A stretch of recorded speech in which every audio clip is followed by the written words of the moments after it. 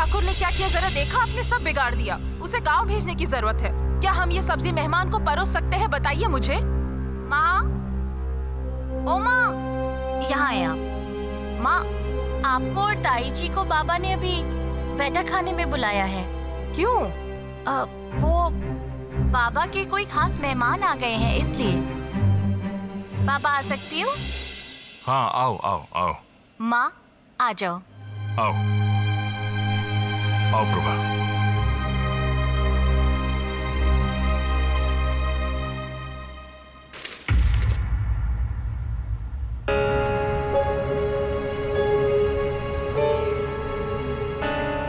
आओ बड़े भैया। अरे चलो ना शरद, चलो।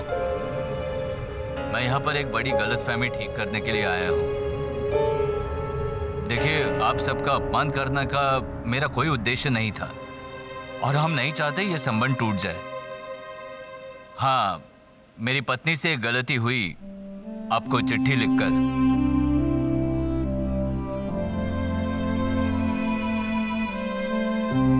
लेकिन समदन जी, आप हमें हमारी गलती के लिए क्षमा नहीं कर सकती हैं?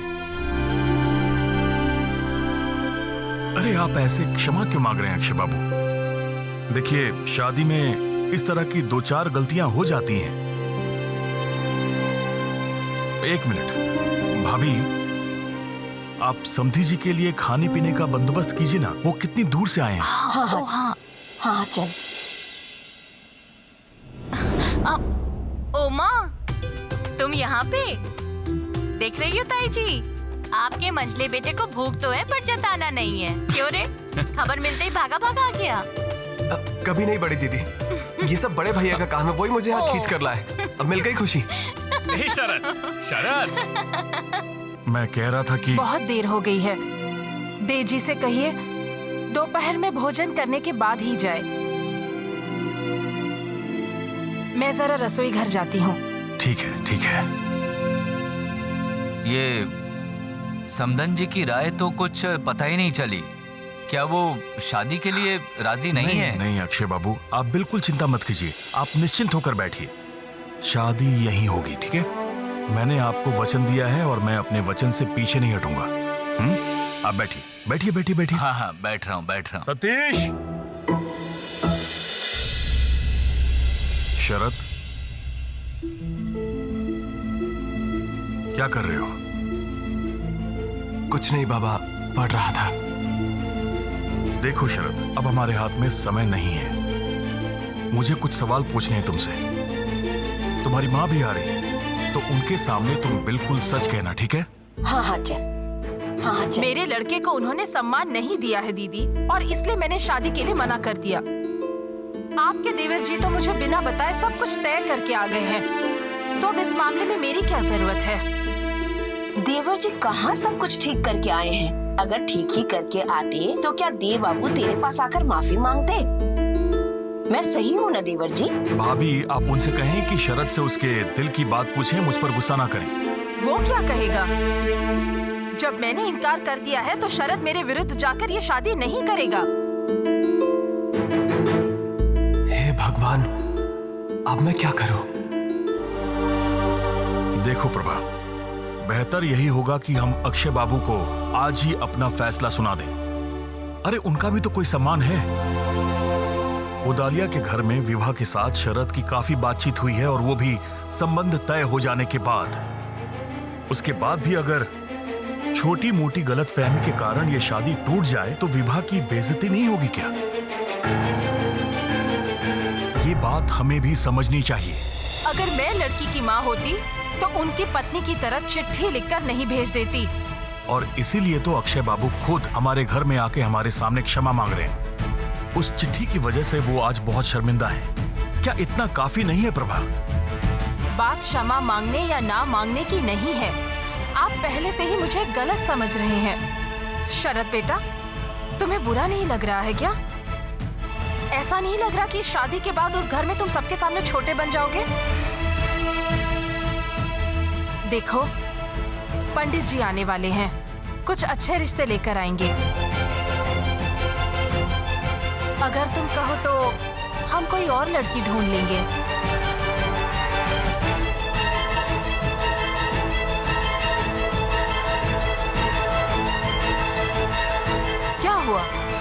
कुछ बोलोगे नहीं? लड़की तो बहुत पहले से तय हो गई है माँ।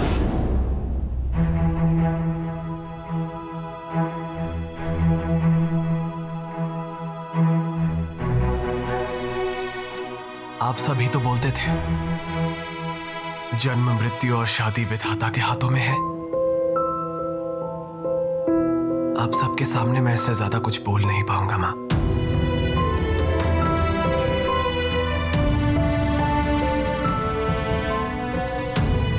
देखा ना, शरद भी इस शादी के लिए तैयार है। बेचारा शर्म के मारे कुछ बोल नहीं पा रहा था। तेरी बहुत इज्जत करता है ना। क्या मुसीबत है? अरे प्रभा, तुम कुछ तो बोलो, ऐसे चुप मत रहो। क्या मैं उन्हें हाँ बोल दूं?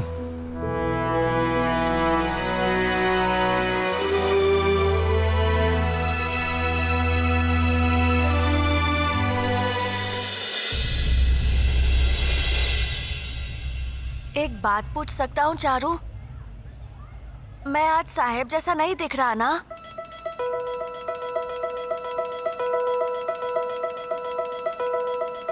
लग तो नहीं रहा है, लेकिन धोती शर्ट पहनकर तो हिंदी में प्रथम नहीं आ सकते हो। चारू ही आज तक प्रथम आया है और चारू ही प्रथम आएगा। तुम मुझसे ज्यादा नंबर नहीं ला सकते हो। चारू को हराना इतना आसान नहीं है। मुझे चारू से ज्यादा नंबर मिलेगा, मैंने ये कब कहा? मैंने तो बस ये कहा है कि तुम सब की तरह पोशाक पहनकर तुम में से एक बनना चाहता हूँ। दोस्तों के बीच हार जीत नहीं देखी जाती।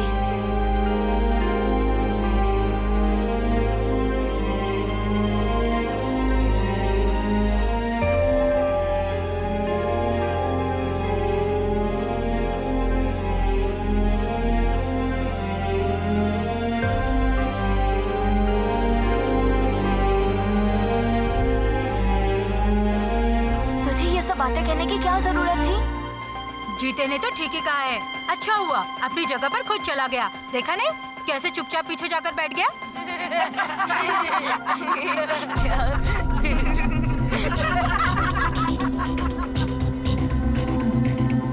मैं हार नहीं मानूंगा। एक ना एक दिन ये सब खुद मुझे अपनाने पर मजबूर हो जाएंगे।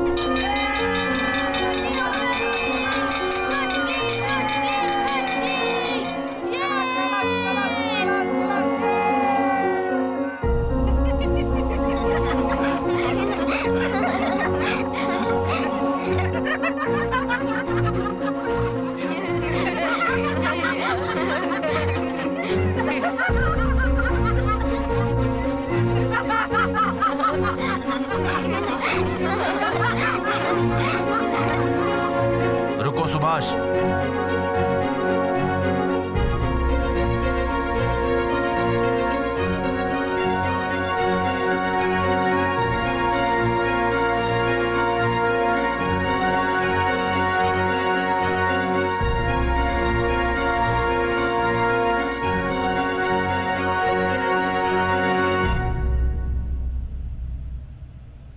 चारू, मैंने तुमसे इस बर्ताव की उम्मीद नहीं की थी। तुम भी बाकी लड़कों की तरह देख रहे हो, कुछ बोल नहीं सके सुभाष को।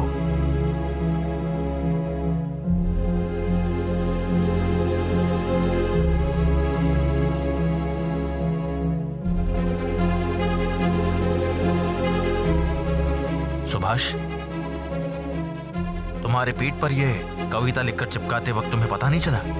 इसलिए हंस रहे थे। दिखाइए। साहेब तो हमेशा नकल करता है, चाहे धोती कुर्ता पहन ले। कौवा जैसे का करता है, चाहे नचाए पंख उसके। वाह वाह सुभाष वाह। हिंदी में लिखी इस कविता को तुमने बहुत ही अच्छे से पढ़ लिया। पढ़ने में दिक्कत नहीं हुई।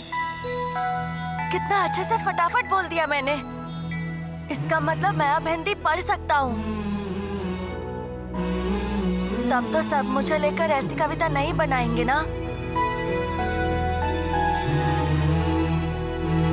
और सुभाष ये काम जिन्होंने भी किया है उनके ऊपर बिल्कुल गुस्सा मत करना। नहीं नहीं मास्टर जी, वो सब तो मेरे दोस्त हैं। गुस्सा क्यों करूँगा? जो इंसान भूल को माफ कर सकता है ना, वही श्रेष्ठ होता है। मेरा आशीर्वाद है, बहुत बहुत बड़े इंसान बनो बेटा।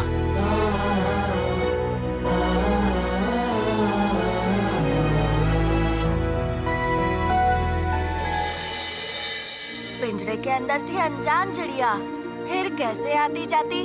अगर बंदी बना पाता उसे तो वो बेड़ियां पहना देता। विनय का बहुत मन हुआ बाउल को बुलाकर अनजान चिड़िया पर एक गाना लिख लूं। एक आलस्य के भाव से बाउल को बुला नहीं सका। गाना लिख तो लिया, लेकिन अनजान चिड़िया के सुर में मन ही मन गुनगुनाने लगा। सुबी, तूने तो बिना अटके हिंदी पढ़ ली। कैसे सीखी? शुभी, तूने इतने कम समय में हिंदी पढ़ना भी सीख लिया। माँ, मैंने जो भी पढ़ा आपने पूरा सुना ना? मुझे बहुत खुशी हुई शुभी। तुमने जैसा चाहा था तुम उस लक्ष्य तक पहुंच रहे हो शुभी।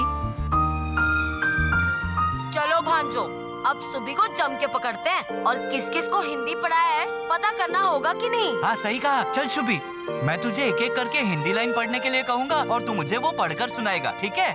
चल चल चल चल। चलो। माँ, सुबी को ऐसे खुश देखकर कितना अच्छा लगता है ना। लेकिन बीच बीच में अचानक जो वो गंभीर हो जाता है ना, मैं अभी तक समझ नहीं पाती हूँ। प्रमी, इंसानों को समझना इतना आसान नहीं है कि एक बार देखने से सब समझ आ जाए। कभी कभी अपने लोग भी अनजान लगते हैं। प्रभा, प्रभा, ये देखो तुम सब यहाँ पर हो। सुनो, मैं अभी अभी अक्षय बाबू को छोड़कर आया हूँ, समझे? क्योंकि उन्हें आज ही कोलकाता लौटना है और उन्होंने कहा है कि वहाँ पहुँचकर शादी की तैयारियां शुरू कर देंगे। तो हमें भी शादी की तैयारी शुभी शुरू को करनी स्कूल चाहिए। से लौटकर देर हो गई है। उसने कुछ खाया नहीं है। जाकर देखती हूँ खाना तैयार है या नहीं। मानोदा,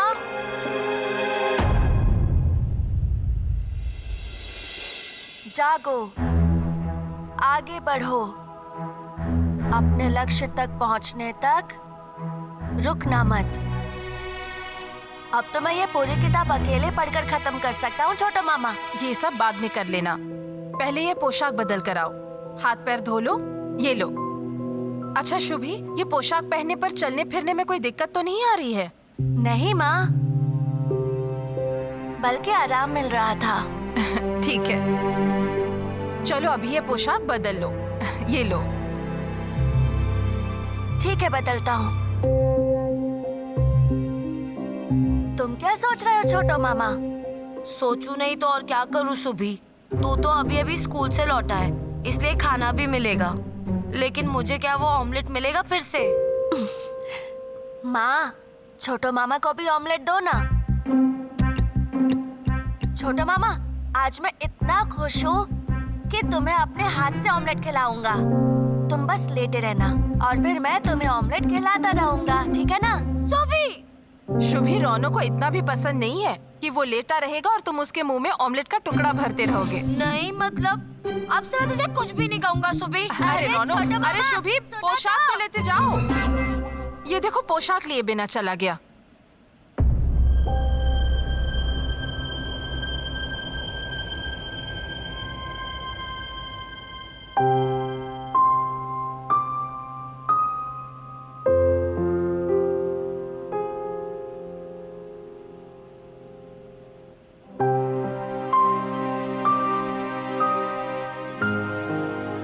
आप मुझे माफ कर दो ना माँ। आपको कष्ट पहुंचाकर मैंने बहुत बड़ा अन्याय किया है। मैं जानता हूं तुम्हें बहुत बुरा लगा है। तुम मुझे एक थप्पड़ मार दो, लेकिन इस तरह से ऐसे चुप मत रहो माँ। उसमें बुरा लगने वाली कौन सी बात है? तुम्हारे बाबा तुम्हारा विचार जानना चाह रहे थे और तुमने अपना विचार बता दिया। इसमें माफी मांगने वाली कोई बात नहीं है। ये कहकर आप मुझे टाल नहीं सकती हो माँ। मैं जानता हूं आपके मन को बहुत ठेस पहुंची है, लेकिन आपको ऐसा देखकर मुझे बिल्कुल अच्छा नहीं लग रहा है माँ। माँ मुझे एक बार बता दो, मैं बाबा को जाकर कह देता हूँ मैंने जो कुछ किया है बिना सोचे समझे किया है। इसकी कोई जरूरत नहीं है शरद। तुमने मेरे पास आकर ये सारी बातें बता दी, उसी से ही मेरे मन को शांति मिल गई। लेकिन पता है क्या, तुम अपनी मन की बात अपनी माँ को आकर बता सकते थे ना शरद। मैं तुम पर बहुत विश्वास करती हूँ बेटा। माँ मैं आपको वचन देता हूं, मैं अब कभी भी आपको दुख नहीं पहुंचाऊंगा।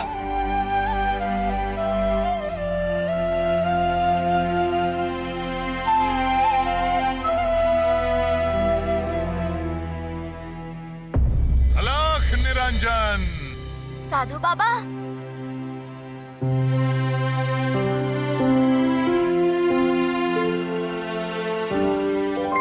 घर में कोई है बेटा? मानोदा मौसी, ओ मानोदा मौसी, एक साधु बाबा आए हैं, कुछ लेकर आइए, कुछ खाने का लेकर आइए ना। साधु बाबा आप आइए, आइए, मैं अभी कुछ लेकर आता हूँ। तुम कौन हो बेटा? मैं सुभाष। मेरा नाम मुरारी है, मुझे अनंता ने भेजा है। अनंता ने मुझे तुम्हारे बारे में बताया। अनंता? कैसे है अनंता? वो घर नहीं आएंगे क्या? वो ठीक है, वो जरूर आएंगे सुभाष। तुम जरा अनु दीदी को बुलाकर ला सकते हो? अनु मौसी, रुकिए, मैं अभी आता हूँ।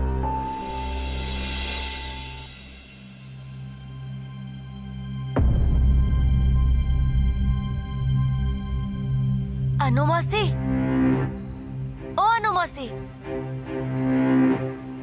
हाँ सुब्बी, बोलो, आओ यहाँ। जरा सुनिए।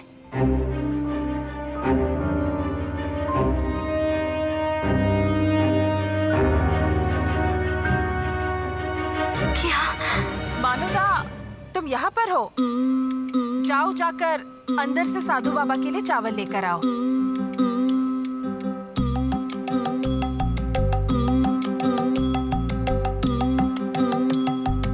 बाबा आप बहुत ही शुभ दिन पधारे हैं हमारे घर पर।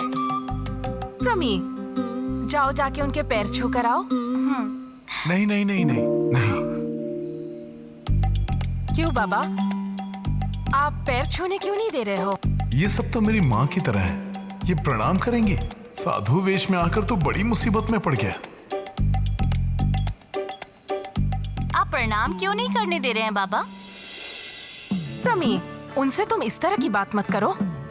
आप बुरा ना माने बाबा, उम्र कम है ना, आप बैठिए ना। दरअसल आपका आशीर्वाद मिल जाता हम सबको पुण्य मिलता। लड़कियां तो माँ जैसी होती हैं, कोई माँ की अपनी संतानों के पैर छूती है?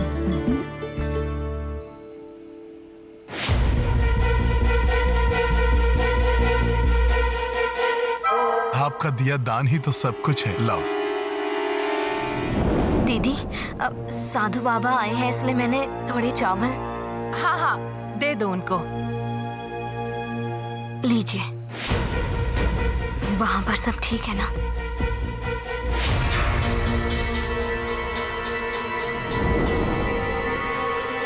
मंगल हो, सबका मंगल हो।